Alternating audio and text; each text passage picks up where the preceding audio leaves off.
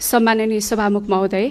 सुशासन प्रवर्धन, सेवा प्रवाह तथा विकास निर्माणका कार्यमा अवरोधको पहिचान गरी राज्यका काम कारबाहीलाई शीघ्र र प्रभावकारी रूपमा सम्पादन हुने व्यवस्था सुनिश्चित गर्न प्रचलित नेपाल ऐनहरूमा रहेका व्यवस्थाहरूलाई तत्काल परिमार्जन गर्न आवश्यक भएकोले केही नेपाल ऐनलाई संशोधन गर्ने अध्यादेश 2083 जारी गरिएको हो।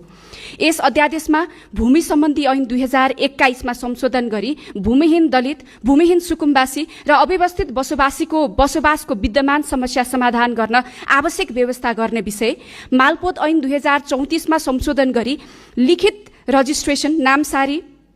दाखिल खारेज लगायतका काम स्थानीय तहले समेत गर्न सक्ने व्यवस्था गर्ने विषय, वन ऐन 2076 मा संशोधन गरी आयोजना सञ्चालनका बखत आइपर्ने बाधा अवरोध हटाउनलाई वन क्षेत्रको प्रयोगलाई व्यवस्थित गर्ने विषय तथा सार्वजनिक सेवा प्रवाहलाई व्यवस्थित र प्रभावकारी बनाउन